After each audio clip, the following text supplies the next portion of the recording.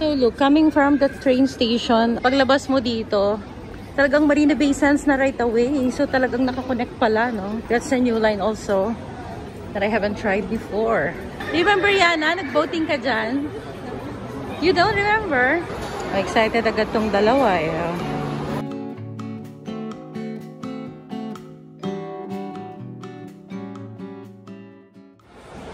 Hi guys, welcome to another vlog. So today is our second day here in Singapore, and our day today is jam-packed with itinerary. Right now we're already here at the Marina Bay Sands. We will be spending the whole day within the Marina Bay area. So we're gonna check the Merlion, we're gonna check the mall. Later tonight we're gonna check the Gardens by the Bay, and then during sunset we're gonna go at the observation deck of the Marina Bay Sands. This is Stay Tuned, and we're gonna share with you our adventure for today here in Singapore. First things first, the lunch muna kami sa Din Tai Fung. We're here at B2, so kailangan na umakyat all the way to level 1 to the right.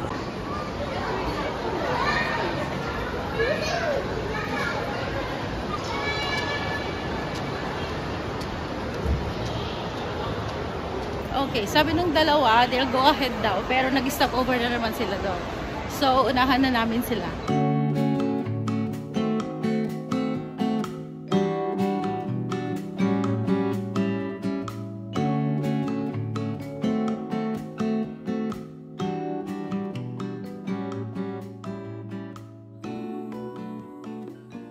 Okay, so feeling ko yung kulay-pula doon sa dulo, yun siguro ang Din Tai Fung.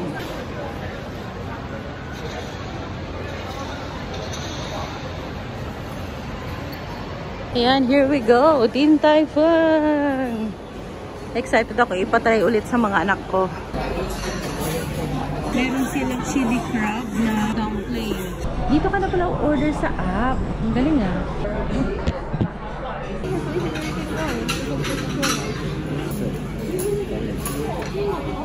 Chili. This is the braised beef. Sichuan pepper, no? Itan? Ayan, yung appetizer na kinuha ng binata ko. Mga lola, mga naka-eyeglasses.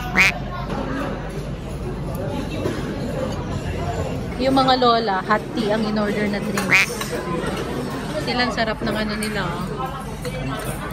Sarap.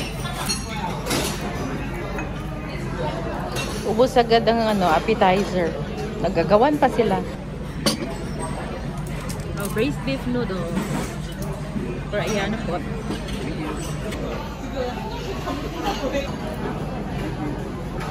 Nice. Looks yummy, Ethan. Mas maganda yung pagkaka-prepare ng ano, pork fried rice dito, pork chop fried rice. Kasi sa Pinas parang medyo dry. Okay, you can dig in na. Yung xiaolong bao na lang ang inaantay natin. Kain tayo. Sabi ako ng rice. Gustong tikman yung noodles niya na matagal ko hindi natikman niya.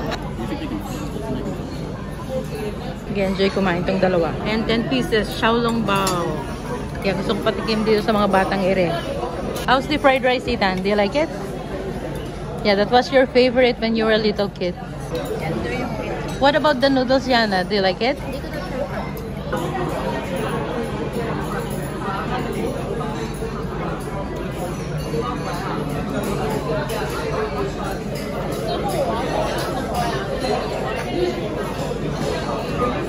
Try natin xiaolong bao.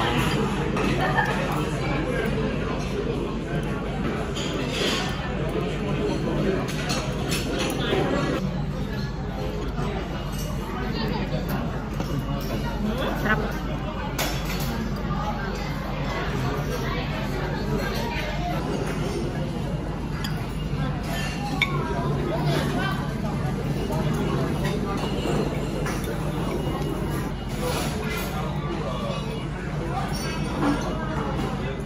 Like it? Naubos mo na. Is that hot anymore? Okay, do it. Do it.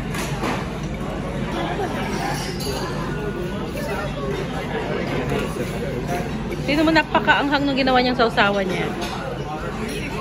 Oh. Sige, sige. Papawisan na siya. Sige mo.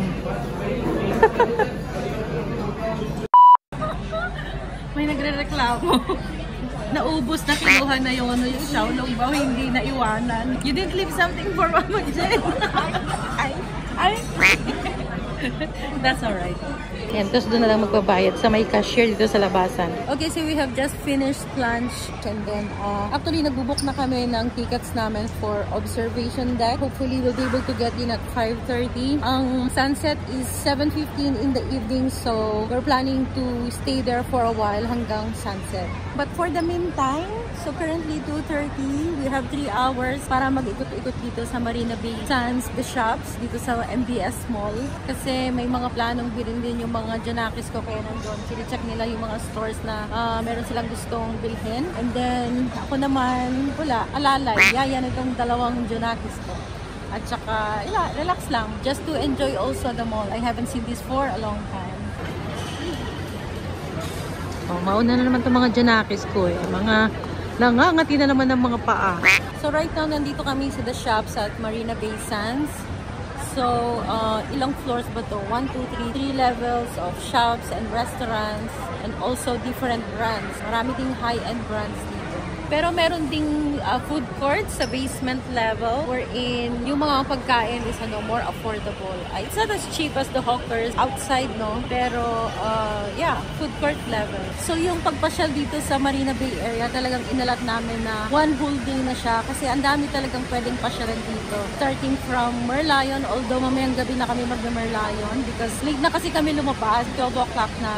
And napakainit na magpunta sa Merlion ng ganong oras. Plus, we plan out in such a way that we go here in MBS area first. We do the observation deck. Tapos mamaya mamamasyal sa bandang baba kasi parang gustong i-check ng binata ko yung Apple Store. Which is very interesting kasi circular siya na structure. Tapos I think it's floating in the water.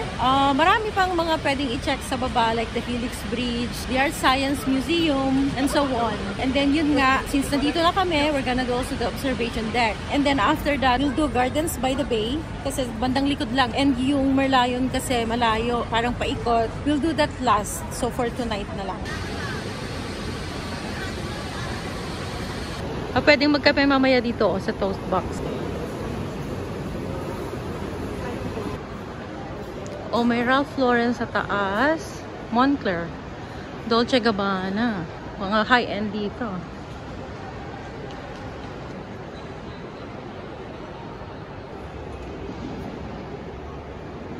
And then ito yung labasan. Yan, makikita mo may shop ng LV. Ayun, yung kulay puti yung Art Science Museum. And then all the way here, Merlion, doon ang Merlion.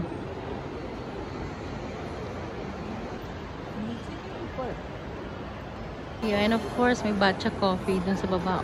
And then from here, ayun, yung floating store ng Apple.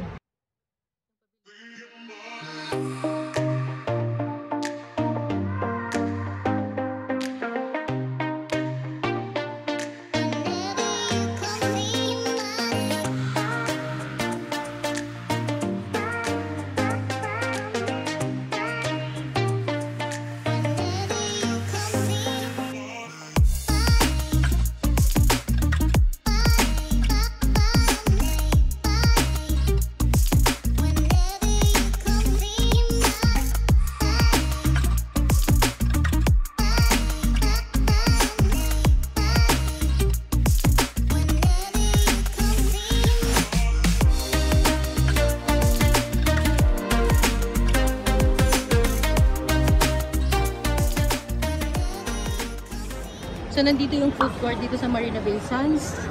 It's the Rasapura. So, if you want cheaper foods, kasi mahal yung mga ibang restaurant dito eh. So, yung affordable, yung tama lang. Where you can buy also the usual chicken rice, soy noodles. So, lahat nandyan. Laksa and everything. So, ito siya. Rasapura Masters. Yung food court dito sa may Marina Bay Sands. Oh, this one is a digital light show. Habang kumakain kayo. It'll be fun, especially for your kids. Oh, yung mga bata naglalaro. So yung movement sa taas, depende sa mga ginagawa ng mga nandito sa ano. Okay, may bayad ba to? magbabayad ka to do that. Ang Singapore magaling talaga gumawa ng mga ganitong mga interesting and entertaining the kid. Kaya naman pag may mga anak kayo, ang daling ipasyal kasi ang dami lang pwedeng gawin dito.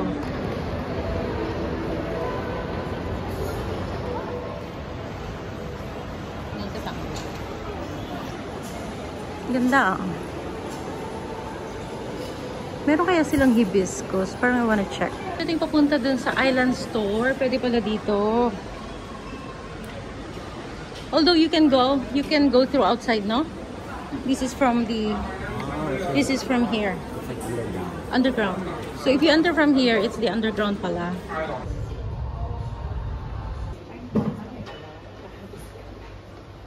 Ayan, medyo nakaikot-ikot na kami. May nabiling konti. Naka-score pa ako ng 30% discount sa isang t-shirt. Hindi ko inaasahan. Tapos may GST refund. So now, hinahanap namin pabalik sa Rasapura at kami ay maupo muna magpahinga, magkape or milk tea. Dito pala yung entrance sa may casino. Marina Bay Sands Casino.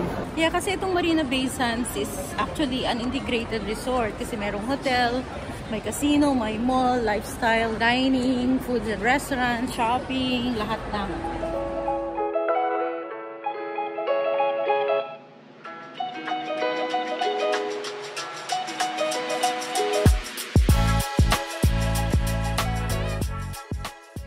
Grabe, ang dami talagang makikita dito.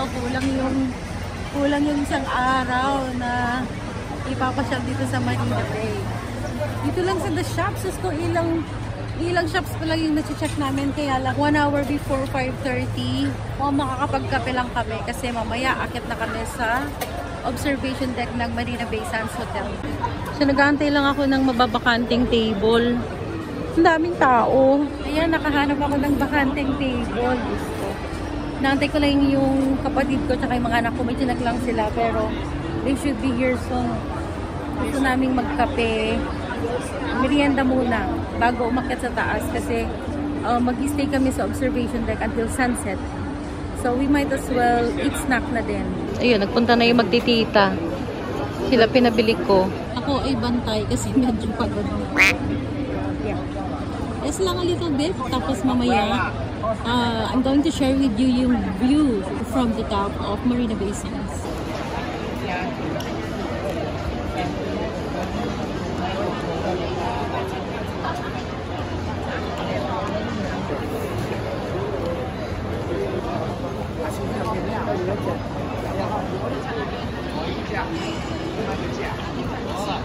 Actually, marami pa kaming hindi naikutan. Hindi pa kami nakapunta ng Apple sa labas. Well, yung mga anak ko, kasi humiwalay sila, so they were able to go around already outside. Ako, hindi pa. Pero hopefully tonight, today's Monday, I'm not sure kung merong light show dito sa Marina Bay mismo, at the front of Marina Bay Sands Hotel. We'll see. So, in all honesty, dito lang si area na kung tutusin, kulang talaga yung one day na mag-ikot-ikot dito. But anyway, we'll try to see as much. And then tignan na lang by the end of the week kung meron kaming spare time, then we'll probably come back here and see some more that we have missed. By the way, with regards to GST refund dito sa Singapore, if you say you're here on vacation and you will be shopping, so kapag may nabili kayo na for a single receipt at least $100, you have to let them know that you're here visiting, tapos i-apply nila yung para sa GST refund nyo. Just like this, I have some form in here. So hihingin lang nila yung inyong passport and then yung SG arrival card, and then eto, itong papel na to, ipapakita mo, dadalhin mo sa airport. So, I asked if yung mga libawa yung item, do you still have to show dun sa airport? Although they said, some might ask for it, some might not. But just to be sure, ilalagay mo siya sa carry-on mo para pagka hiningi, you can show. But most importantly, of course, the receipt. Okay, so ito na yung aming kape from Rasapura Masters. So, of course, kaya toast. Coffee C? Coffee te. Ay. Coffee C. Coffee C. Coffee C. Te. Te, ate. Te. Yan. Tea yan. Tea. Tea with milk? Hot milk tea. Hot milk tea. Tapos ito yung aking coffee C. And yung popular Milo Dinosaur. Mas matapang yung etong tignan ngayon. Di ba you had Milo Dinosaur also yesterday? But it's lighter, no? Milo Dinosaur na para sa Okay, syempre Kaya Toast. Nag-Kaya Toast na kami kaninang umaga. Pero Kaya Toast, all you can. Why not? Yeah, Kaya Toast again. I don't mind eating Kaya Toast every day. Okay, merienda muna tayo. Saan tayo magdi-dinner pala? Ayoko na doon. Ay, hindi pwede. Well, depende. We'll figure out. Figure out na lang natin. Figure out na lang namin mamaya kung saan abutan ng gutom din kakain. Magkano Kaya Toast dito sa Rasapuna? 40. Ay, itong set na to. $2.40 lang to? Okay. Kasi dalawa to. Hinati lang. Pero yung set, kasama yung kape. Parang ice lang. Ang peanut butter binigay niya sa akin. Ang sarap nitong Kaya Toast nila dito sa Rasapura. Mas masarap sa Yakon Kaya Toast. Nagkumpara na ako.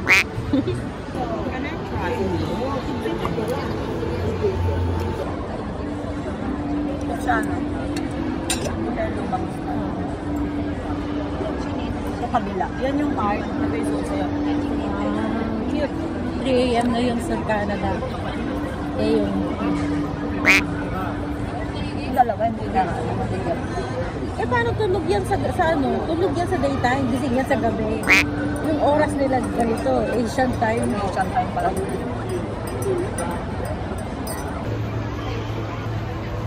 Okay, we're just having coffee. Getting ready for observation deck. Okay, so papunta na kami sa observation deck.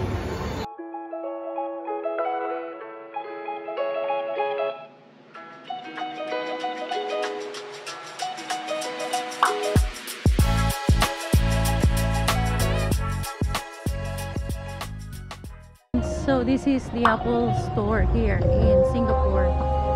And the light show over there.